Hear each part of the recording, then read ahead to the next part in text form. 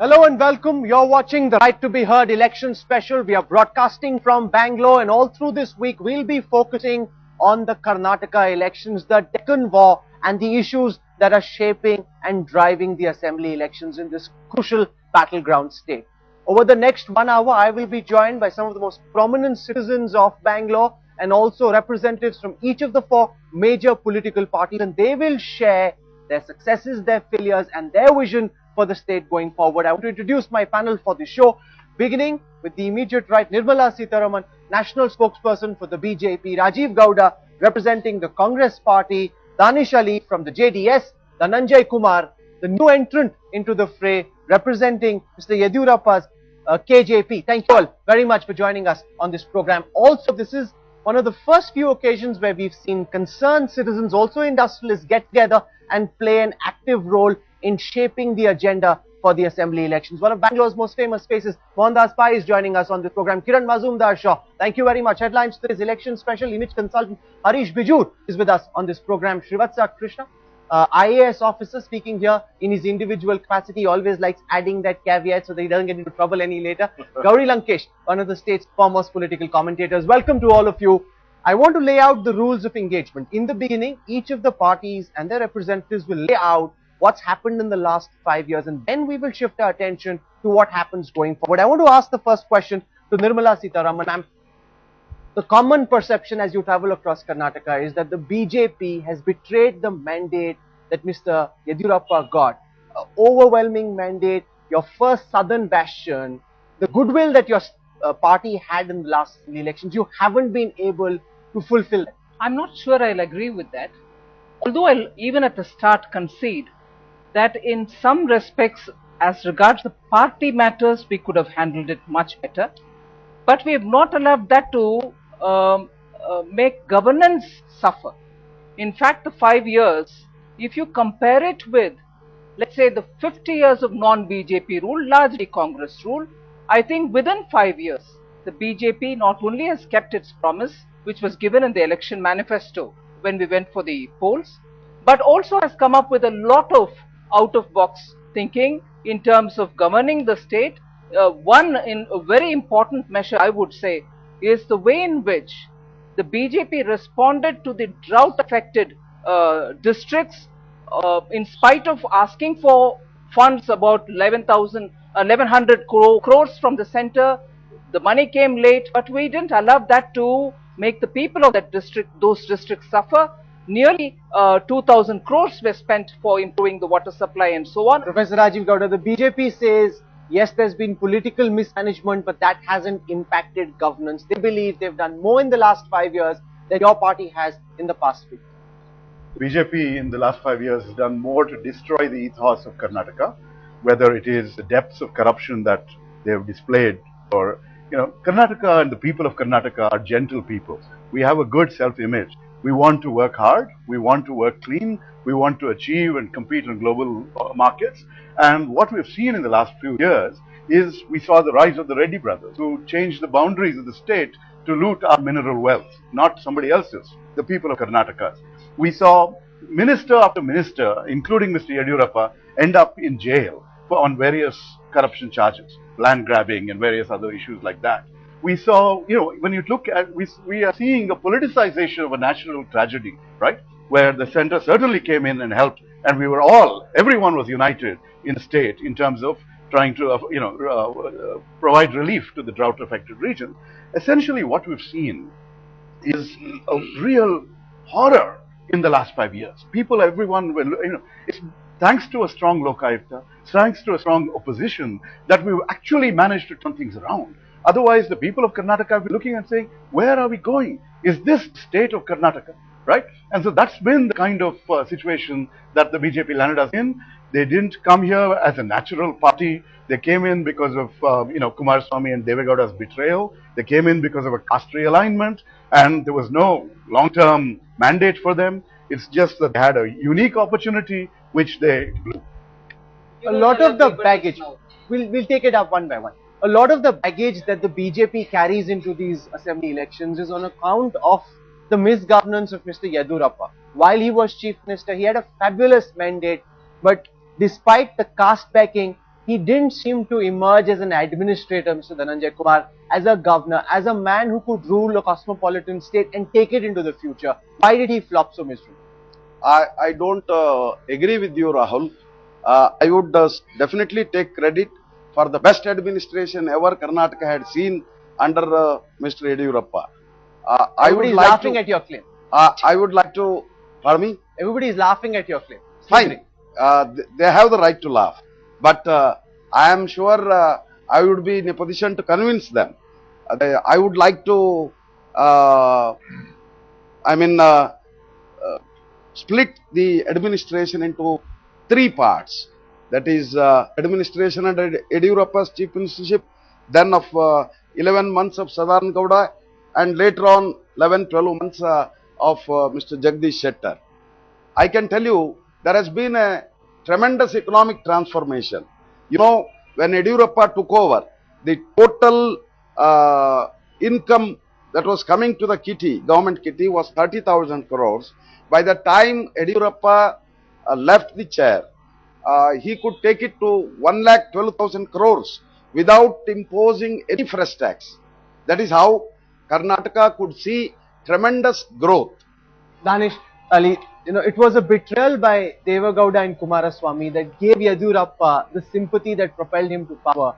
But your party has always been perceived as a spoiler, one which is dependent entirely on a vote bank, owing to caste affiliation, with no governance plan, with no vision for growth. How do you assess the work that's been done by the BJP? They came into power thanks to you, to some extent at least. Rahul, first of all, the people of Karnataka remembers the 20-month rule of Kumaraswamy. You can ask anybody, any person across the caste line that how was the Kumaraswamy's administration. As far as the 5 years BJP rule is concerned, we have proved what you call the betrayal on part of Mr. Deva Gowda and Kumaraswamy, that we knew what Mr. Yediyurappa is going to do for the state, how they are going to loot the state. You've heard opening comments being made by the representatives of all the four political parties. I now want to bring in the prominent concerned citizens of Bangalore, starting with Mohan Daspai. To what extent do you believe the BJP government over the last 5 years has killed the Bangalore-Karnataka growth story? No, I think the BJP government has not ruled us well. They're not ruled as well for many reasons. One, the Bellary brothers destroyed the image of Karnataka in India. They took over a district and made it the Republic of Bellary, like Justice Santosh Hegde said. We saw a very prominent BJP figure coming from Delhi and saying they are her brothers. And we were very ashamed. We also had many corruption scandals, and they changed the chief minister 3 times. I found Mr. Yediyurappa to be a very sensitive human being, and he was very open to suggestions. But the fact is, the party had to buy people who are legislators just to stay in power. It's a very unstable government when they first came to power. Since we were a new party coming to power to Karnataka first time, we had very high expectations. And I think the expectations have been belied. But Rahul, the last 10 years have been bad for Karnataka, Rahul. Everybody is guilty, according to me, because the last 10 years where we had the first 2 coalition, then we had another coalition, then we had the BJP government, it's been totally unstable. Karnataka was among the top 5 states 10 years ago. Now it's come to the next 5 states. It's 8th or 9th state in India in terms of growth. Employment opportunity has come down. They made a beautiful garden city into a garbage city. The garbage mafia is ruling Bangalore today. Just yesterday, the High Court made a statement that the garbage mafia, some corporators and corrupt officials are looting the city of Bangalore. Who is responsible for this? They promised us much, and I think they let us down. All these 3 parties are let us down. Kiran Mazumdar-Shaw, how do you assess the work of the government over the last 5 years? Well, I think I would like to continue where Mohan stopped. And I would say that, you know, I think every government in the last 10 years had this opportunity to build and develop Bangalore. As citizens of Bangalore, all that we seek is development and, you know, progress. And I think every one of them has squandered this opportunity. That's what makes us very, very concerned citizens.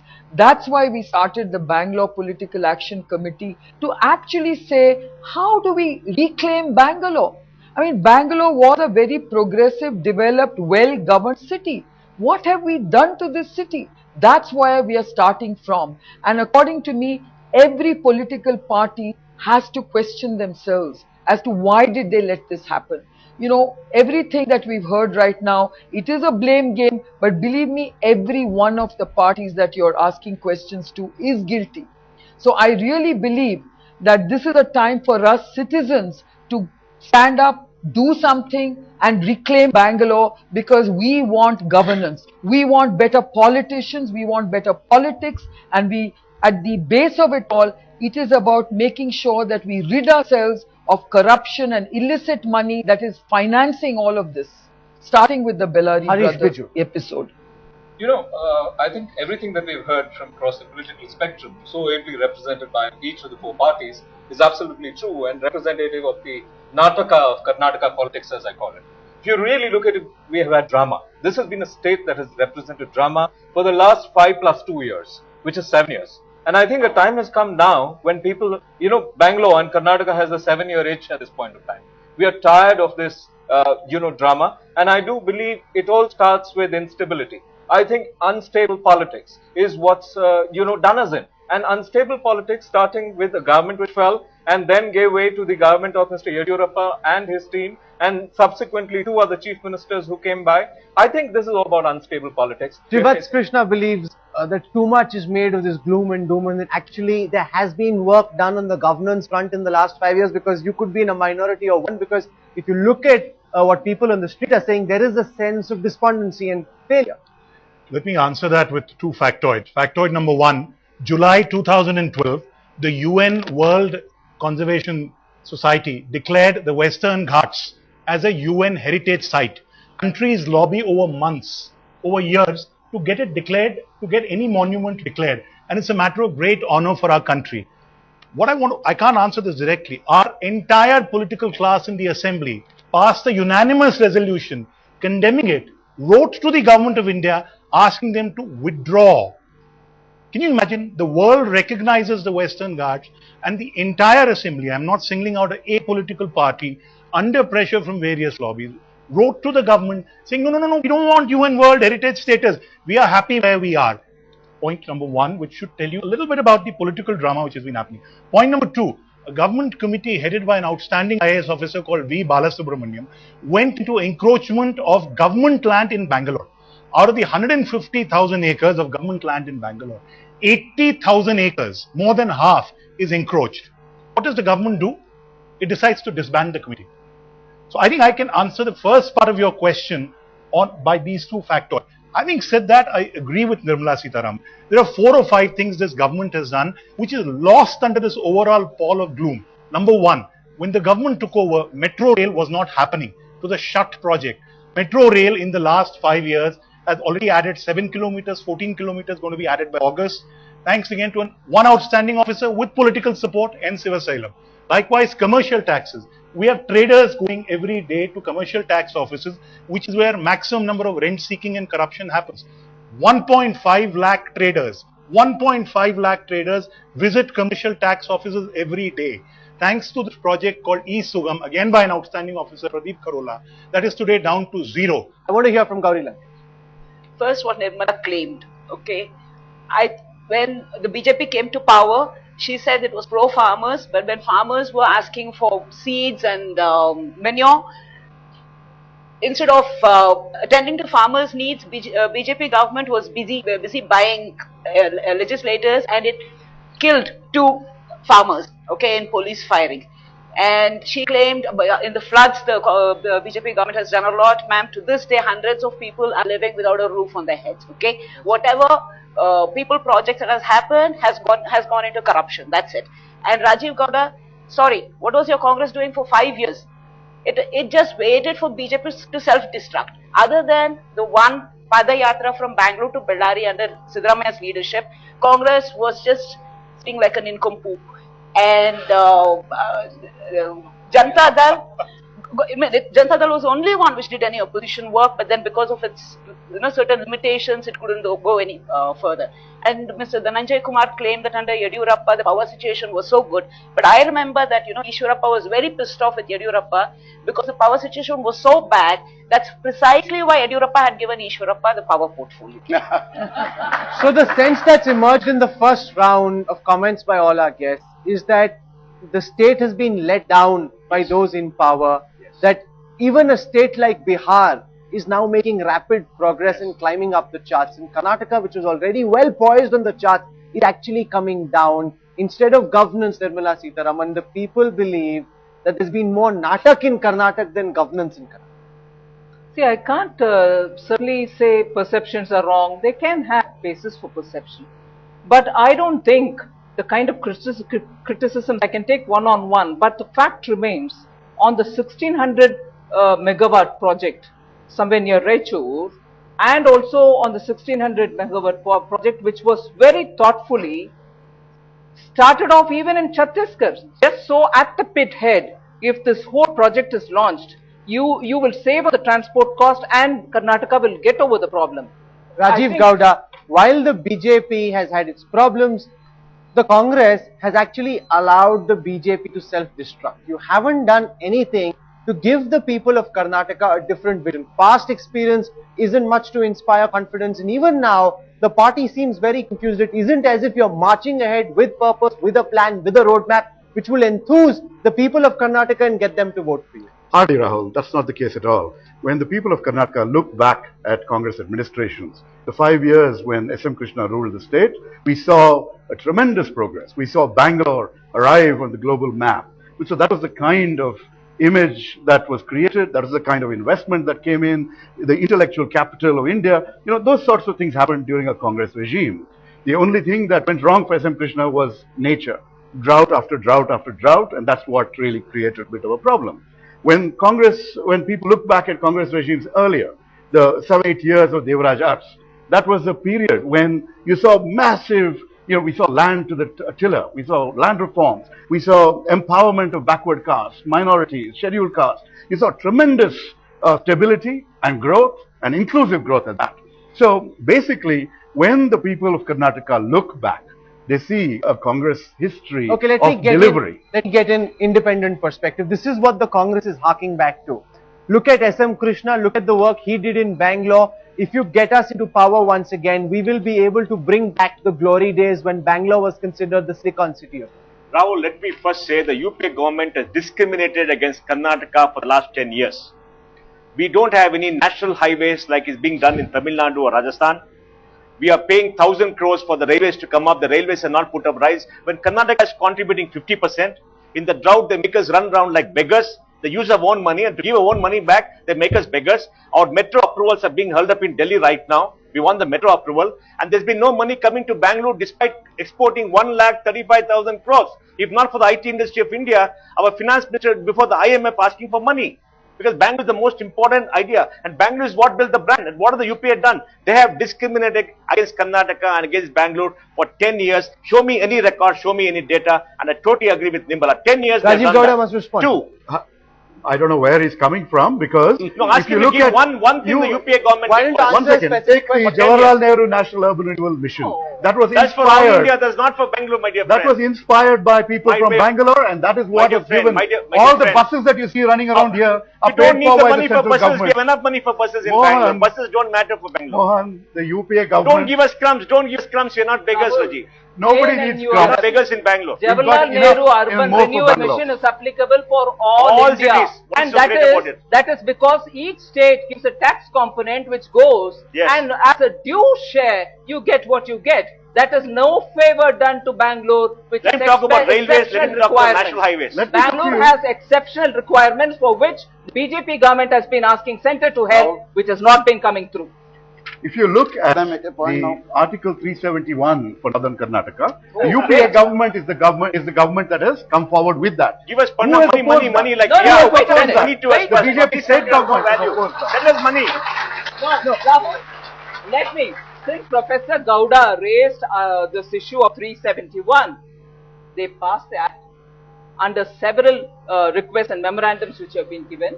But till today, the notification, the rules, and what governs that act has not been established or passed. I want to hear from Kiran Mazumdar Shaw on what Rajiv Gowda says. Give Congress an opportunity, we will bring back the glory days of S.M. Krishna. Well, I think S.M. Krishna's regime was a long time ago, and I think what is happening today, we are not seeing the likes of people like S.M. Krishna and his team of ministers in the fray today. We need to see people who are serious about bringing about change. Now, every party today actually has that opportunity to demonstrate and show to the citizens of Bangalore that they're serious about change and development. And I think we as citizens are frustrated to hear the same old promises not being delivered. That is our main issue today. We are not seeing any promises delivered by any party. And I really tell you, this is the time for us to demand and engage with the political system to see that they are held accountable for what they promise. Harish wants to add. Rahul, if you really look at Karnataka and if you really look at Bangalore per se, I would say, one of the important things is you need the emergence of a leader like S.M. Krishna once again. It's like a Krishna coming once again.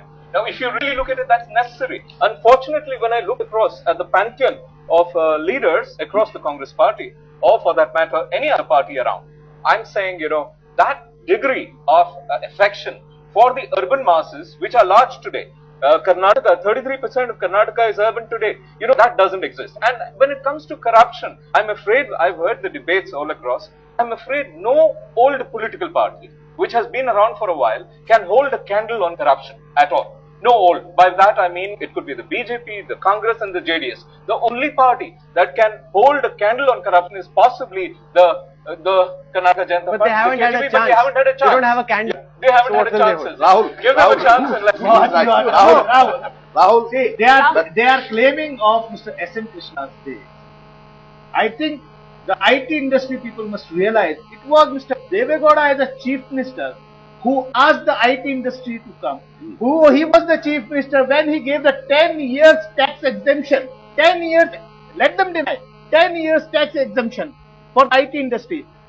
It was Mr. Devegowda who gave the Bangalore-Mysore corridor project. But for the road, he has not given a license to loot Kheni like the successive government of Mr. Krishna and the BJP government did. We want the roads to be developed, not the real estate business in the name of infrastructure, in the name of the industries. Okay. We don't want the farmers' land to be looted. If that type of rule you want, if that type of leader you want to emerge, sorry. Okay, please. One by one. Let it become a free for all. Dhananjay hasn't spoken. Please, let me. As rightly said by Mohan and Kiran, the era of so-called national parties are over. They have totally neglected Karnataka. Now is the time of regional parties across the country. Because of the regional party rule, Tamil Nadu has prospered. Because of regional party rule, Uttar Pradesh, Bihar, you go to West Bengal, you go to Jammu and Kashmir, you go to Punjab, everywhere prosperity has come in. You have rightly referred to Bihar. Because of a regional party, JDU there. So please vote a regional party. The Karnataka Janata Paksha here. Please. What he said is correct. But the only thing is, the regional party headed by Mr. Yediyurappa will face the same consequences. What Mr. Kalyan Singh, what Ms. Huma Bharti has done, it is only... We don't have a national president like your party, What he said is don't correct. worry. The regional party having a national president. Or till the CBI is there. Till the CBI is there. You are something special. Okay, one by one. But this is an important question, Rajiv Gowda. Who is your party's chief ministerial candidate? In whose name are you asking for votes? Don't people in an urbanized state have the right to know whom are they voting for? There are so many cooks all spoiling the broth. Oh, not at all. There's a wealth of talent in the Congress party.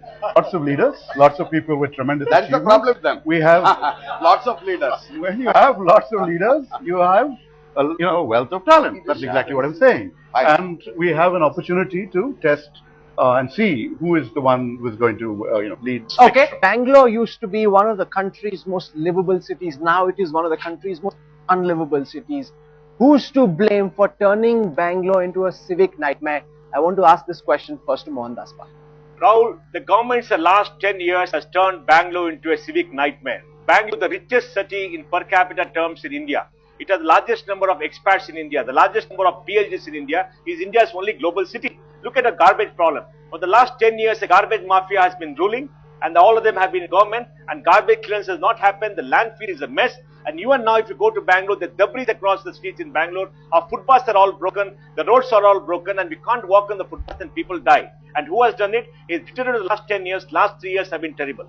The second situation in Bangalore is the water situation. We know the Kaveri problem. A new scheme has been done by the BJP government, it's been implemented, but they're not drawn the pipelines in certain areas where the waters have to go. Our lakes have been systematically destroyed by the land mafia, where all of them are responsible for taking over the land. And second, and the third, Bangalore has been deprived of resources. We don't have enough money to build our entire road network. We need a road network go from one place to another in 60 minutes. They're not invested enough. They put up flyovers in places where they want to make money. And a flyover which has to be done in 12 months takes 36 months. And they don't care. And everywhere we see this traffic snarls. Our metro, one of the political parties opposed the metro. They want to build a light rail system. They didn't want a metro, and the metro had to be brought with great difficulty. The metro had come 5 years back. Bangalore would have been a much better city. And lastly, law and order. We wanted better policing. Now they close the pubs at 11 o'clock. Why do they close the pubs at 11 o'clock? Because they don't have enough policemen. They don't have enough policemen. Close the pub at 11 o'clock. This is a city which works 24/7. It's a city of young people. Why do you deprive them of the right to go out and maybe have a drink or whatever it is? No, it leads to binge drinking. Everybody at 10:30 is ordering 4 packs. It doesn't serve the purpose at all. Nirmala Sitharaman, let's deal with these issues one by one. Let's look at garbage.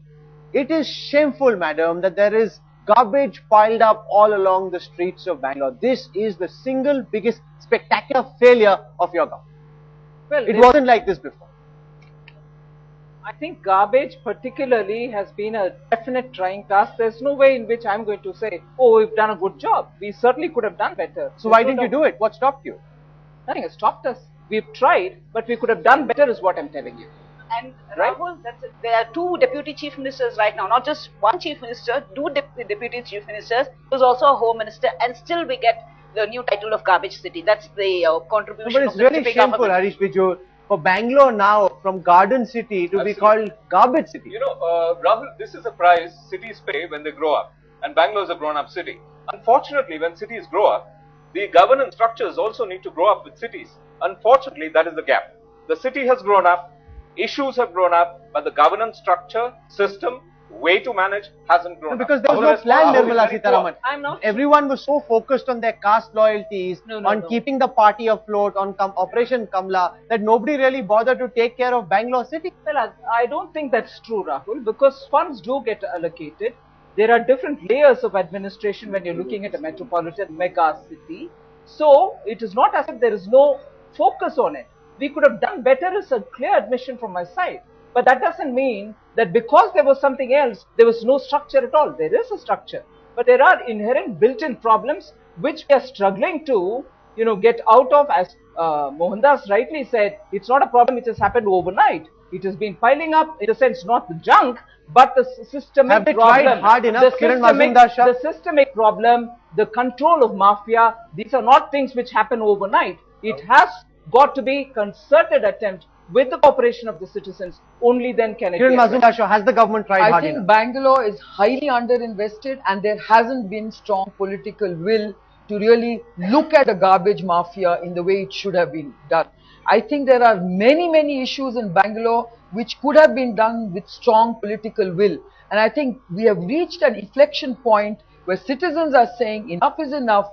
Now we want to demand of our government better governance and better effectiveness. I think that's why we want to really do something about it. Because I really believe without taking that kind of action and that kind of approach, you are not going to see anything different. We need new thinking, new leadership, and a new way forward. But Rahul, let us not forget, when my leader Yediyurappa was the chief minister, there was no problem of garbage. After he left the chair, Mohandas knows it very well. The first 3 years, there was no problem. Okay, it's only on account of lack of vision. The lease period of the dumping ground was over. No, I'm sorry, Mr. Dhananjay Kumar. As rightly said by... I'm sorry, we were creating huge land hills, not fills. That's why. During this time. See, that's exactly why, Kiran, I was telling, lack of vision, the lease period of the dumping ground was over. they could not renew it on account of political reasons. Okay, I want to hear from And you know, Yediyurappa one by has one, a otherwise it just Salem. becomes a cockfight. It doesn't serve any purpose. One by one, please. What Mohandas Pai said and what Dhananjay Kumar said, they have proved themselves. What he said in the last 10 years, only last 3 years are worst. And they are saying that Mr. S.M. Krishna's 5-year rule was fantastic. They must understand that it was Mr. Deve Gowda's rule.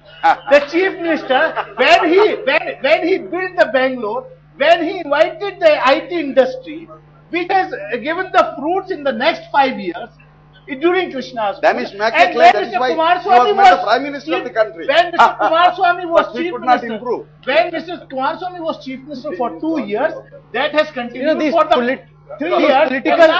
These pot shots actually lighten the debate. Rajiv Gowda, we have a real serious problem. And the problem is this. Just one by one. Let there be one moderator, please. He was the Prime Minister who gave the metro in Delhi. But nobody talks it. But not for Bangalore. You asked, Not for Bangalore. you asked ESR Subramaniam, who is his cabinet secretary? Mohandas, he For wants for 20 Deve Gowda always years, in for Delhi, 20 not in years, Bangalore. that That's Delhi his metro problem. file was in a dustbin. You file an RTI and get Okay, the you made that point, but who there's a- allocated the fund to No, but Delhi there is metro. a- there It is was a- Mr. Deve Gowda. Yeah. But he is not a fair in complex. He wears dhoti. He can't wear a tie and suit. That's why you are painting him that he is anti-development. We are proud that our leader is for the poor, he is for the farmer, he is for the common man in Bangalore. He wants every common man to have a drinking water in Bangalore. He has not given the license to loot. Danish, one second. Infrastructure. You know, these theatrics are very good, but how many farmers are there in Bangalore? I don't know what you're talking about. There is a big Everybody has a problem. route. There is a big Every problem. common man has a route from the rural. Every common man. There are few who may be 1,000 crores. Okay, you made that point. No, one second. There is a real working in their companies. Rajiv Gowda. Okay, Danish Ali, calm down. There is a real problem, and the problem is this: that parties have failed to lay out a vision for the city. The city is growing at a stupendous rate. Nobody knows what to do because everybody is busy, either making money on mines or infrastructure, real estate. No one's thinking of what happens to the city, Rajiv Gowda. Well, the city has grown way beyond people's expectations. But if you go back to the period of S.M. Krishna again, when the Congress gave a 5-year government, you had many of these people were part of various task forces that really brought in, ushered in, ideas for the best minds, and we really saw tremendous growth.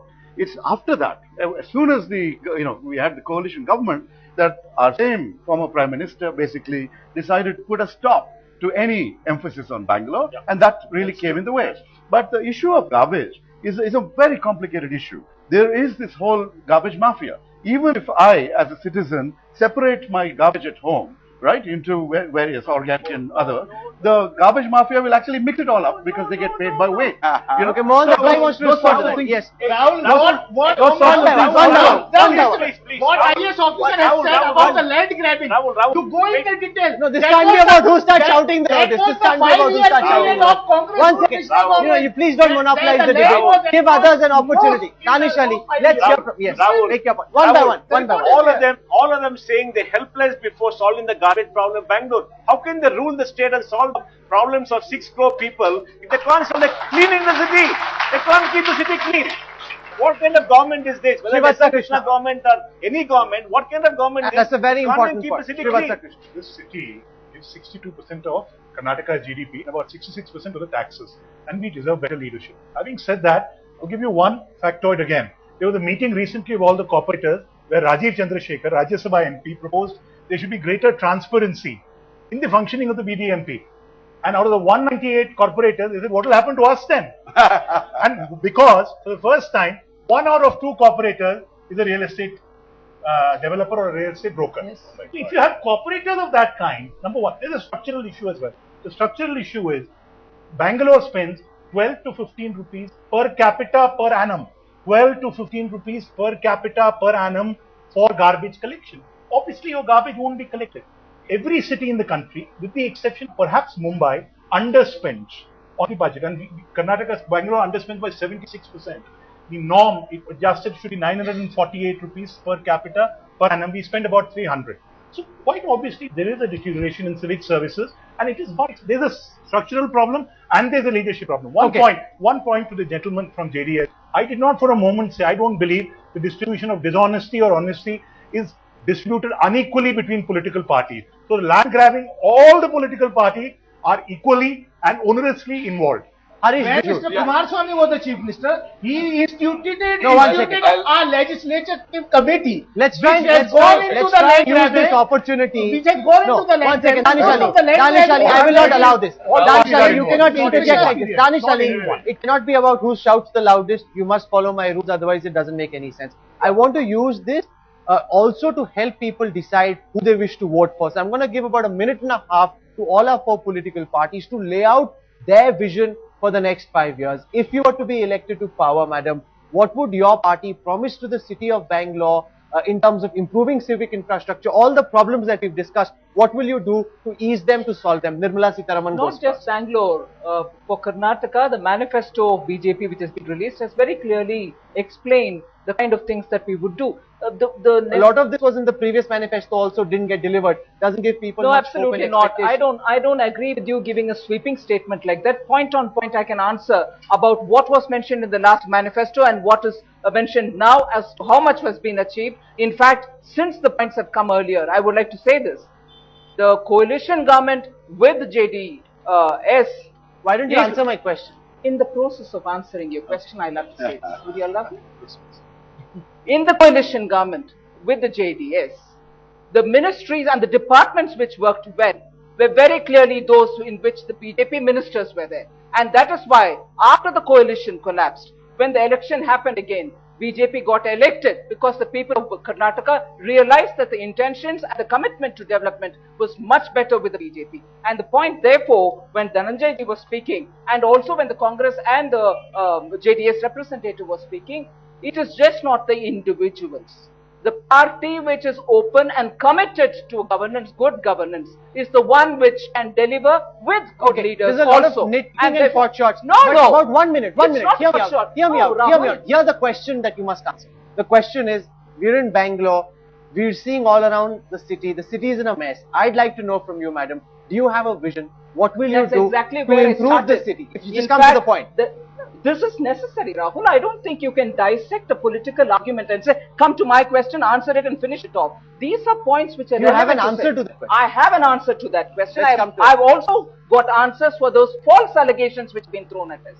Because parties make a difference together with the leaders. You can't just say, my leader did this, irrespective of the fact that he belongs to a party.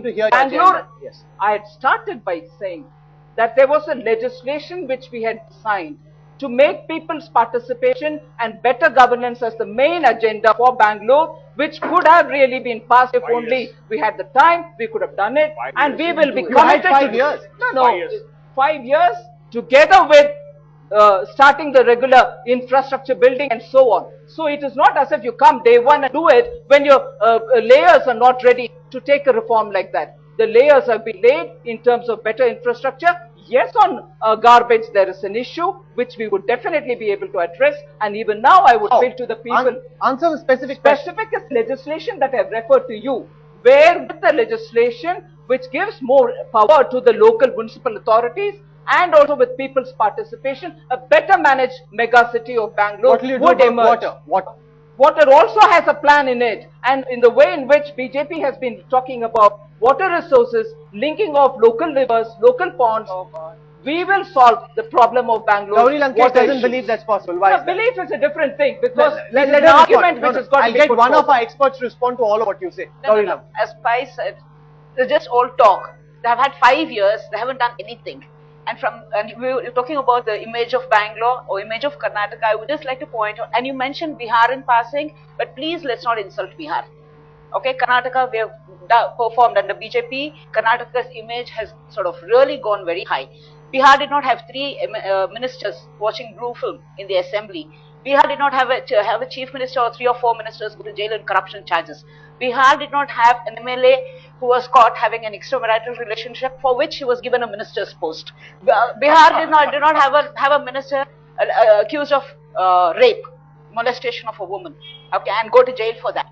Okay, we have such brutal, and Bihar did not have goons attacking girls in pubs. Bihar did not have some fascists coming and attacking this extra affection people. for Bihar and not looking at what is happening in Karnataka. No, please, madam, we were sitting silent when you were talking, so please, I would like to finish what I was saying. In government. I would like to finish what I was saying. We did not have boys going and attacking sweepers in birthday parties. Okay? We will have a discussion on the Nitish model of... model is a whole different debate. I want to just take a minute on this. Yes.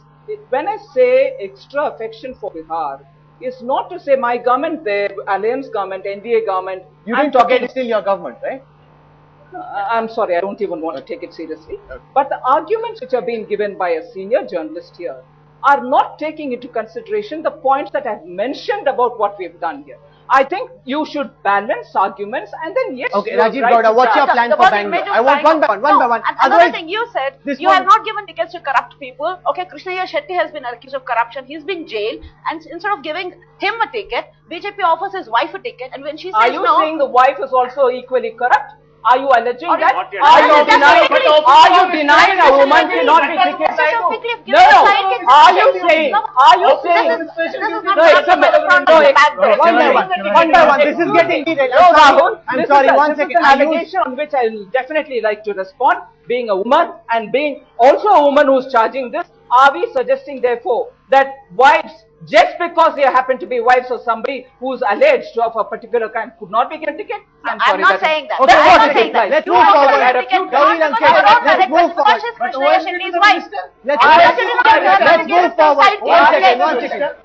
बैठ जाइए as Veera Kumar says in Parliament. बैठ जाइए. I want to hear from Rajiv Gowda. Does the Congress have a plan for Bangalore? What is that? So Congress is emphasizing greater Bangalore in our manifesto. Basically, one of the themes is to take the commuter rail and try and see whether we can enhance the kind of infrastructure that's already there and see whether development can spread across, not just in the core areas, but also outside. We're also going to look at the whole governance structure, the big Bangalore that's currently in existence, and see whether we may have to actually go back into closer, smaller, more regional arrangements. That's another thing that we're going to look at. How will you clean the city? The city will be cleaned when the garbage mafia is tackled. How will you tackle the garbage? The garbage mafia will tackle when we come to power. We have a plan. What's your plan? Otherwise, like Nirmala Sitharaman, 5 years later, you will say, oh, we didn't know what the plan was. It took us 5 years to come up with a plan, so we didn't get the chance. Please answer the question very seriously. The garbage mafia issue requires political clout, political will to essentially tackle the garbage mafia. And essentially, you also need citizen participation in terms of source segregation. Mohandas Bhai, what do you make of the plan the Congress has laid out? Here, does it sound believable? I think the corporators belonging to all these parties are hand in glove with the corporate the mafia, and they support the legislators in the assembly. So it's not going to work. The only way it'll work if the court steps in. The court has stepped in yesterday, set up a committee to work, and they'll make them work. That's how illegal mining stopped? That's how illegal mining stopped, and that's how the 3G was tackled. Everything was tackled because the court stepped in, and we will go back to the court because the court is the only savior because they failed. They're not going to tackle it because there's big money. So let the courts run this country. We don't need a government. Let's not have an election at all. I want to hear from Danish Ali. Or as the court said, supersede the body and give it over to the permanent executive. Yes. Danish Ali. A permanent executive without political responsibility? Without executive, without political accountability, and also without accountability. Okay, Danish Ali, your plan for Bangalore. Our first plan is that we are going to try to provide water, the basic necessity for the common man in Bangalore. Number one. Number two. Where will you get it from? They're asking. Number two. How? We give it. Once we are given the power here in Karnataka, once we are given, if you are going to bless us, we will bring the water from Kaveri. We will bring the water from Kaveri. We will not allow the Karnataka share to go to Tamil Nadu. We will not be sitting as we would expect it there. Number two, this. As far as the garbage issue is concerned, when Mr. Kumaraswamy was the Chief Minister, there was no such issue. No such issue. And we will see to it, the Bangalore gets its right back. Okay. And what the officer has said, that the corporators and the Bangalore legislators and the land mafia, garbage mafia is in hand in glove. Okay. JDS has only out of 28 assembly seats, JDS has only one MLA. So you don't care much about Bangalore. JDS had only a dozen of corporators. If people of Bangalore, if they give out this misconception that JDS is anti-Bangalore, this thing, if they are going to bless us, we will prove that the Bangalore will get Okay, its price Harish back. Bijur, what do you think of the JDS? First of all, I want to say thank you to Mr. Yediyurappa, Mr. Kumaranna, and a wealth of leaders from the Congress, and of course, Mr. Shettar, for creating the current situation that we have in Bangalore. This is a situation which has been created by a successive set of far-sighted thinkers, bureaucrats, governance structures going awry. Now, let's come back to basics. This is 2018. We are talking about April 2018. We are talking about 2013. Now, we are talking of an era when the basic prime election issue today is garbage. What incarnation are we talking about? We are talking about the Silicon Valley of India. We are talking about the youngest city in India. 63% of the population of this city is below the age of 25. Only 54% of the population of India is below the age of 25. We are the youngest city, a very well-educated city, largest number of expatriates, and we are talking lowest common denominator issue. It's quite shameful. It's pathetic. It's really pathetic. And I think no thanks to Dhananjay Kumar. For providing drinking water, we have thought of effective rain harvesting. That is the only solution immediately where you can go and find water, enough water for drinking purposes in Bangalore. Then we have thought of, we have promised that given the chance, we will add on 5,000 megawatt of new power so that Bangalore city also can have 24-hour quality power. We have one, my leader was the CM, we have added on 3,000 megawatt of power. And in future, we have promised we will add on 5,000 megawatt. Then for the road transport, we have said the rapid transport system we are going to introduce, and we are thinking of even preponing the commissioning of the metro rail.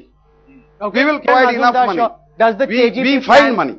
arouse any confidence? You know something, just listening to all four representatives of the parties today, it is very, very disappointing that not one of them has a clear agenda for Bangalore, not a clear vision for Bangalore. And we as BPAC have actually set an agenda for Bangalore, and we want every one of these parties to be aligned with our agenda for Bangalore. As a small group of citizens, if we have such clarity of vision for where we want to take Bangalore, we need to see every one of them thinking along those lines. You heard from all the four representatives. Government will be for the entire state. At the end of the day, people will form their Bangalore, own. sir, is about Karnataka's prosperity. People will form their own Bangalore judgments. is about Karnataka's prosperity. If you choke Bangalore, Karnataka we will cannot die. neglect Bangalore, but the government should be for the entire state. Nobody denies that. Nobody denies that. All I'm saying Don't is, forget rest of the state. Mr. Dhananjay, You know, that's good all I'm political saying- speak, all I'm but saying- Bangalore don't is deny inclusive. the fact that Bangalore needs to be invested and I developed. fully agree that. And Okay. please I fully respect agree. the 33% number. 33% of people in Karnataka are urban folk. Okay. On the right to be heard election special, you've heard from the four representatives of the four major parties. People will decide whose vision, whose agenda they want to vote for, or whose agenda they dislike the most, and therefore bring in the next best or next worst alternative. For all of you for taking out the time and joining us for the right to be heard election special, thank you very much. We leave it now to the wisdom of the great Indian voter to decide whom he wants to vote in next. Thank you very much for joining us for this program. Thank you.